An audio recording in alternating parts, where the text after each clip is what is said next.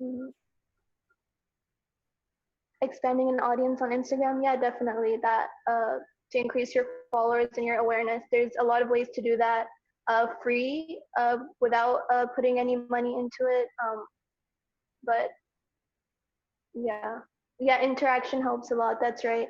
Uh, but again, it depends on if you want to put money into it. These kind of platforms usually they're geared towards brands who put money into it in promotions and things like that. So it sucks, but they get naturally more promotion as well. But even if you don't want to go that route, there's a lot of ways, such as interaction. You're right, like people who comment, the times you post really matter a lot. And um, what I've learned specifically about algorithms is the first 15 minutes or so are really crucial because if you get a lot of hype or likes, comments in those first 15 minutes, then it pushes that post onto the top for later as well. So that's important.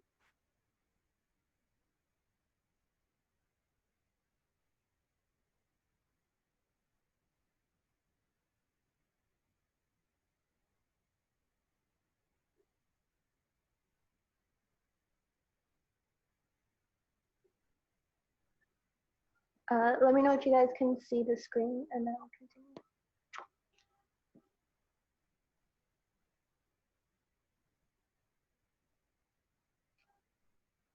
Okay. Okay, so basically, if you guys are going into business or have any business idea or anything, or even if you don't, I think it is important to know the difference between normal traditional marketing and digital marketing. So before, obviously, this is like a very basic list. I'm not going into the details, but the problem is that traditional marketing, small brands and businesses can't really go for it since there's a lot of cost involved in it. You can't really have a home-based business put a billboard up or something. So things like print, telephone, outdoor billboards, direct mail, broadcast, retail and television as well, things like that. Those are like the big main marketing things. But nowadays, even digital marketing has there's a really wide array of things that can go on it. Social media marketing is just one small tiny aspect of it, like the organic content creation and then the paid posts and stuff. That's a really small aspect of it. There's website, your search engine optimization, where you can make sure your results show up higher in the Google search. There's email marketing, SMS marketing, and I think it's nice to look through all of these and see what interests you most, but it's not logical to try to be an expert in all of them because, again, each of them is really detailed and algorithms and things keep changing. So it's better to pick a specific thing. But I think right now at this point for you guys, like it's good to just explore everything and see what interests you the most. And again, this is like a pretty simple, so there's an audience funnel, right? And usually in traditional marketing, there's on the left side, you can see how they reach those goals. So for example, for creating awareness for a brand, there's TV, radio, out of door, things like that. And then the next step in the funnel is consideration. You want them to consider buying your brand, buying your products, things like that. And then again, it goes all the way down to advocacy. They're proud advocates of your brand and they want people to buy it as well. And then on the right side, you can see how we can do that with digital marketing. So you can get the same results through online, things like that. And throughout this, I'll use examples of Lulusar, which is where I work, because that gave me a lot of, it gave me a lot of the experience before, for this. So for that, Lulusar actually doesn't do many traditional advertising at all. All of it is digital and social media, influencer driven, Instagram, Facebook, things like that. So things like billboards, they didn't do at all. The cost is way too high for a smaller startup. And honestly, we would get the results we wanted just by online things like that. Also, if you guys have any questions at any point, like just type it out or you can ask. And this is all like more businessy, but I think it's still important to know it before you're starting something. So having a consistent brand identity, I think, is really important for even before you try to put your brand on social media, because if you don't have a consistent brand identity, then customers aren't going to relate anything with you. They're not going to be able to recognize you. So first of all, these are all just different aspects of what your brand identity consists of. Your aesthetics, your goals, the personality of your brand matters a lot. For example, for Lulusar, the target market was around 22 to 30-year-old woman. And obviously, we had to take that into account with the captions we wrote, the posts we shared. Like, it couldn't be too trendy, like TikToky, things like that. Emojis were there, but minimum. And like, you had to really think about how you're talking to them. So that comes into the personality, the tone of voice, and the words used. And the aesthetics obviously matter a lot because that's how someone relates. If the goal for us was if someone sees a picture or an outfit, even they should relate that to your brand without seeing the logo. So that's when you know you have a consistent brand identity. You can get that across in the photography and the products themselves and the captions and the marketing and all of that. Before you even think about making a social media account, you should have all of this set up. That is if you're trying to have a small business. And then after that is when you go into making that community or that social media presence. So I think Nike has done like a really good job of that because they're not just a brand of products anymore. It's a community and they have values, they have messaging and all of that. So that's like the goal that you would want with your social media marketing. Let me know if I'm going too fast too, by the way. Also, you should have in mind what your goals you want to be with social media because, again, if it's a product based thing, then selling things obviously is like the last step. But before that, there's a lot of things you can do, such as you can have a goal of just increasing your overall brand awareness. You just want people to know about you. That's the first step because obviously no one can buy from you if they don't know about you. And then there's increasing website traffic if you have that, improving your communication and interaction with your audience, things like that. And then these are just some specific questions you should think about before going on to creating that presence. Does your target audience even use social media? Which channels do they use? Are they more on Facebook, Instagram, Twitter, things like that? And you can easily look this stuff up if you research demographics. There's a really good document I'll upload for you guys. Like it's about the digital landscape in Pakistan. So it has, it's a research project on the breakdowns of people who use Twitter, people who use Facebook, Instagram, and just their general habits. So that can help you narrow down where you want to be to reach your customer. And again, you should look at how your competitors are using social media, what things they're doing, is it effective, and just generally have an idea of what you want before you just go into making accounts everywhere.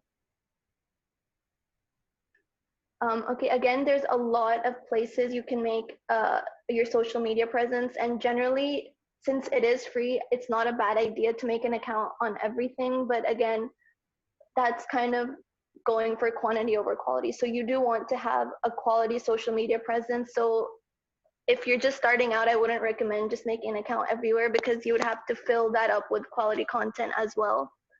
So the first thing you should do again is see what network you're most comfortable using and if it aligns with what your customers are most comfortable using. So again, for Lulusar, the target market was like middle-aged women or like young adults or things like that. So we decided to use mostly Facebook and Instagram. Twitter was more millennial and text focused again. So for a clothing brand where visuals are really important, we didn't want to use that.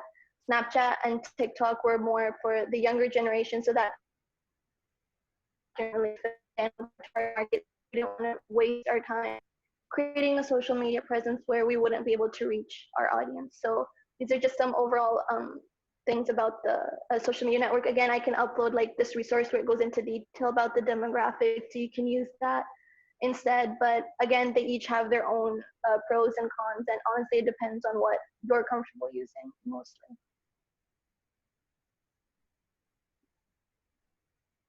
Okay.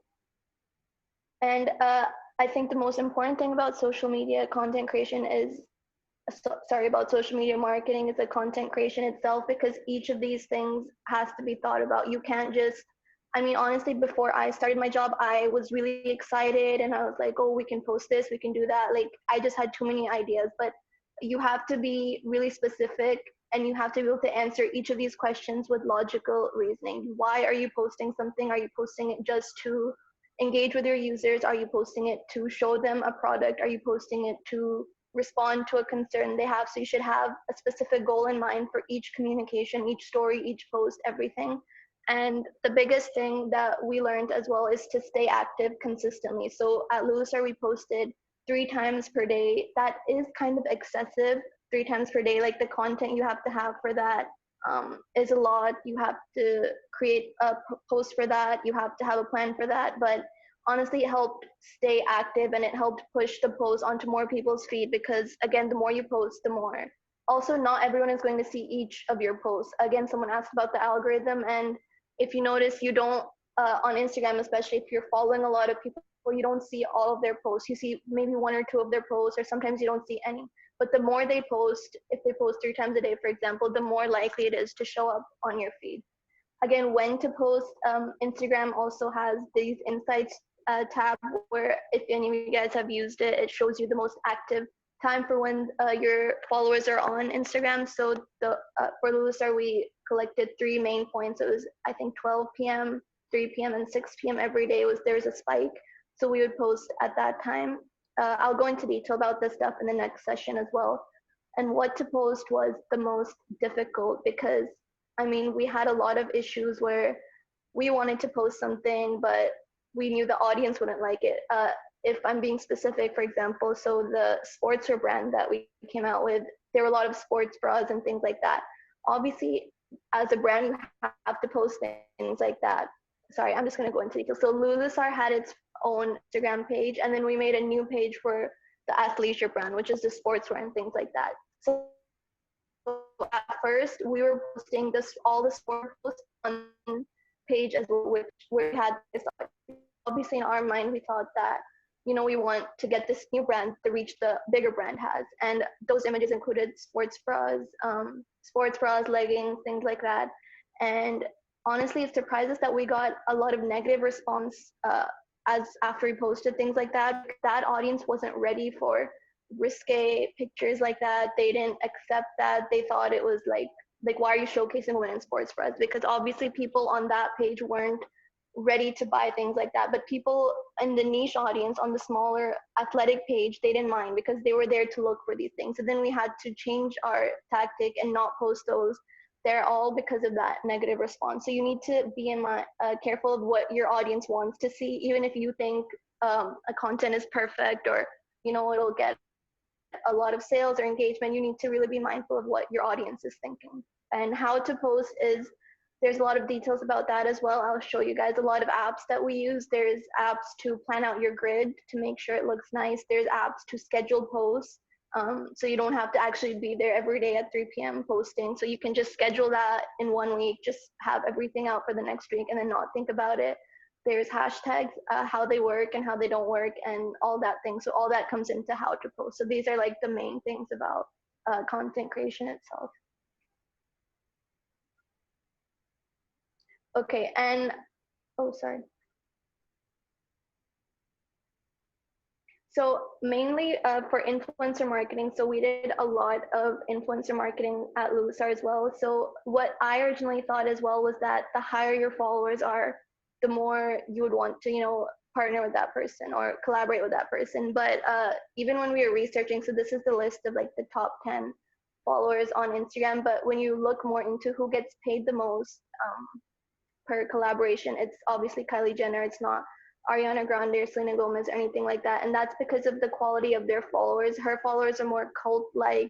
They agree with everything she says. It's like a generic thing, obviously, but it's about the quality of the followers, right? How engaged they are. Someone can have 1 million followers, but if they only get around 500 likes for pictures, then that's not someone you want to collaborate with. So you do have to be smart about that. You shouldn't just send PR, things like that to bloggers with large follower accounts because, again, it gets mixed up into everything else they're doing. So there's a recent trend of micro influencers that we leveraged as well. So people who are not that big but are still relevant in their social circle. So people with around 2,000 to 5,000, like on the lower end of followers, their followers are more likely to be more engaged and believe them and listen to their opinions more than an oversaturated blogger. So that is definitely something that worked for us because it's more of like a friend. Their followers have more of a friend relation with them rather than like followers. So I feel like that's how the influencer culture is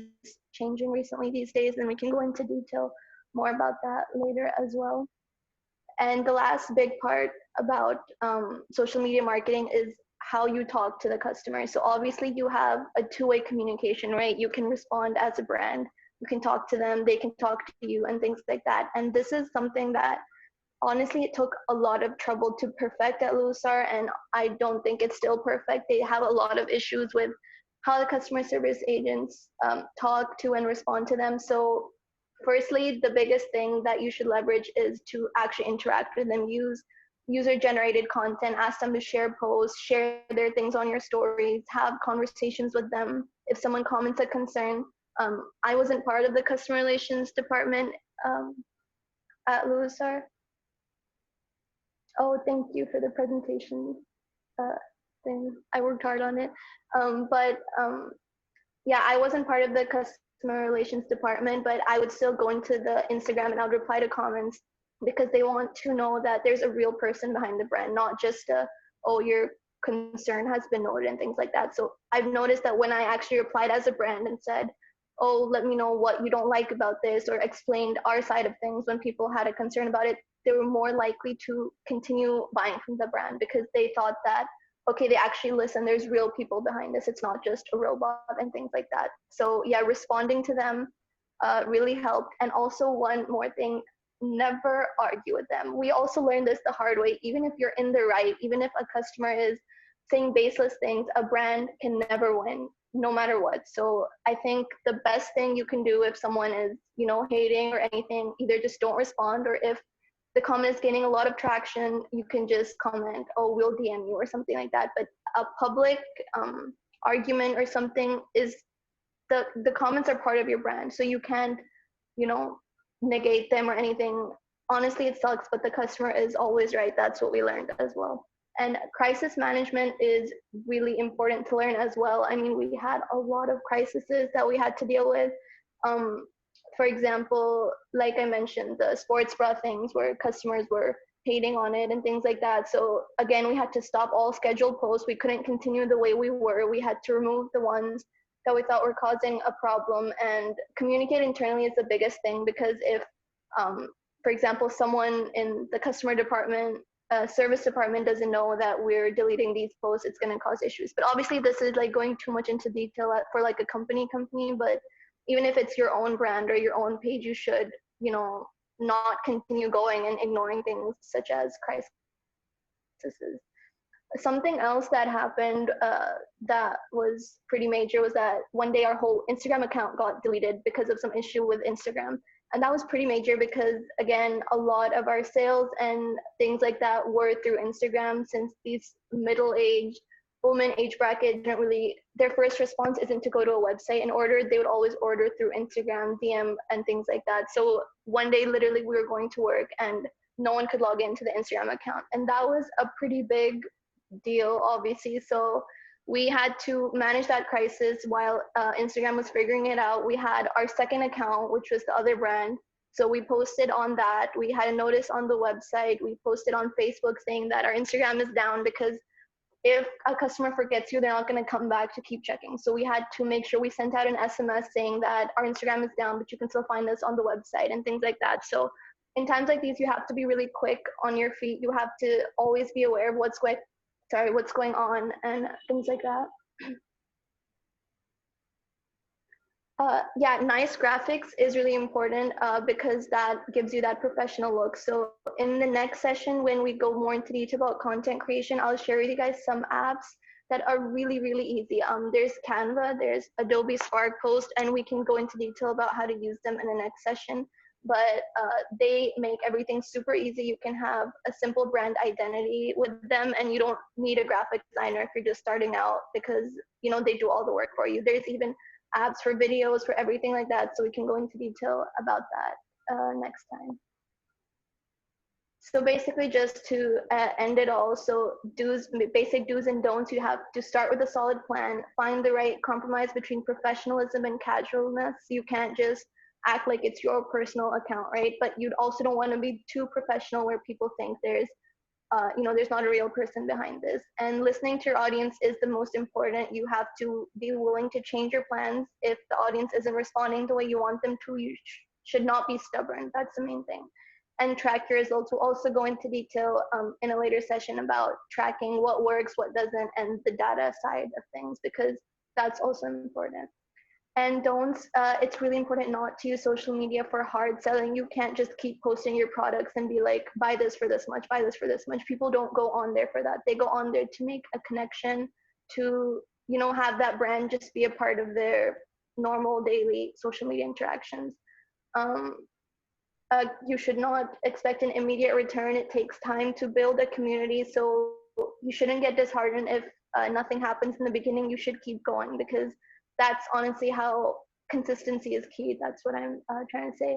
And honestly, you should not copy other brand strategies exactly. That can backfire as well, but inspiration is fine. And again, you should never argue with customers. So this is like a basic overview, and then the next session next week will be specifically about content creation for each platform. We might focus just on Facebook and Instagram, but if you guys have anything specific you want me to talk about in the next session, or even right now, if you have any questions, then let me know.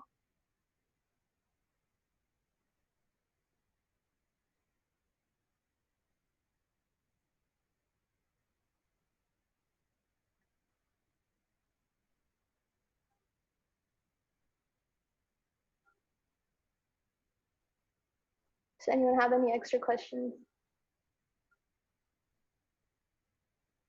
And if you even come up with questions later on, you can WhatsApp me or message me on Instagram or anything. I'd love to help you guys out.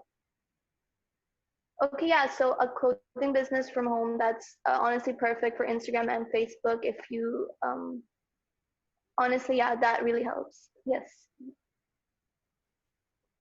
So the first thing you should do is create an Instagram business profile, which is different from a personal profile because you get a lot of extra options. If you want more help with that, you can message me, but we can go into detail about that in the next session as well. But you should feel free to try it out before. You can still do that because I'll share with you some pages that I know of that are custom made to order.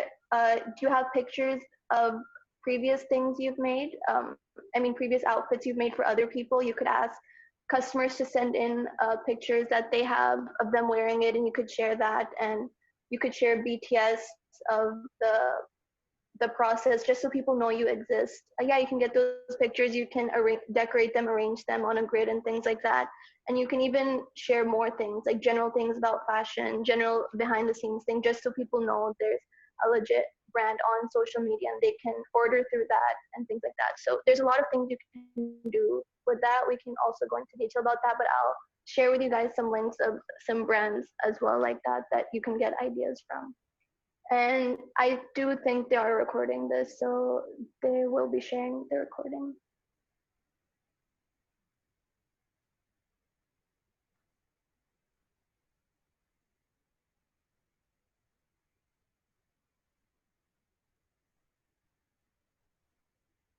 Okay, that's all from my side today. But again, I'll keep all of what you guys have said in mind, and even for clothing brands and things like that, we can specifically look into content creation for that and apps and things like that for next time. But if you guys come up with any more questions later on, even you can message me anytime and we can go through that. That's fine. So I hope this was like a good intro and it helped. And let me know if you guys have any feedback as well for next time. Okay. What kind of product or business are you talking about? If it's clothing, then I do think you have to be logical about if you can do well. But if it's a unique product, then I think it can do well, especially these days on Instagram. You can, anyone who's looking for anything can find something. For example, I saw recently someone making custom wear Western shirts and things like that. And I think that was really specific because they're not available that much. And the way they're marketing and things like that, that makes a big difference as well. So the brand image you can create, even if your product is pretty simple, the brand image you create can help you stand out. Your marketing helps you stand out. The people you collaborate with helps you stand out. So you can, I feel like you can do stuff with that. When we started our sportswear thing for Lulusar, there are a lot of brands before that, Tahura, obviously, things like that. So that was a concern. But again, if you look up I'll just write the Instagram for that as well. They do kind of different marketing and they've created more of a fitness page rather than just outfits. So they share workout videos, diet, things like that. So it's become more of a community and thing. It's pretty different than just normal a page selling sports for us, things like that. So if you market it differently, then I think you can have success with that as well. Okay, I hope this was helpful, and I'll see you guys next week. And again, feel free to reach out to me on I'm in the WhatsApp group as well, or Instagram or anywhere else. Okay. Thanks, guys. Bye bye.